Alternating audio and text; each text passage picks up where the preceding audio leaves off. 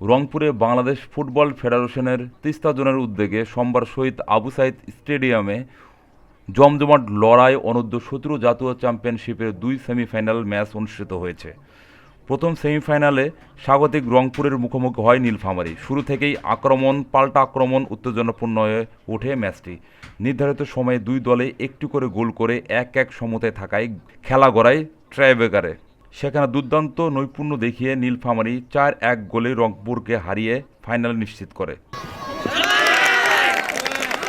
আর আমার বাবা হচ্ছে একজন শারীরিক বাক প্রতিবন্ধী, তার একমাত্র সন্তান আমি, এবং আমার পরিবারের জন্য দোয়া করবেন যেন আমি আমার পরিবারের ফুটবল খেলি হাল ধরতে পারি।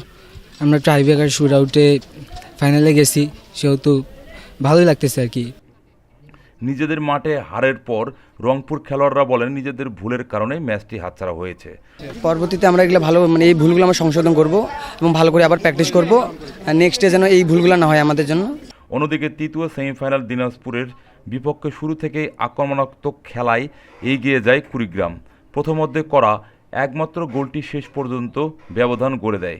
সমতায় ফেরার চেষ্টা করলেও সফল হয়নি দিনাজপুর। ফলে 1-0 গোলের জয়ে ফাইনালের টিকিট পায় কুড়িগ্রাম। আমাদের টিম কোনো বন্ডিং নেই, কথায় আমরা কোনো ক্যাম্প করি নাই, কিছু করি নাই।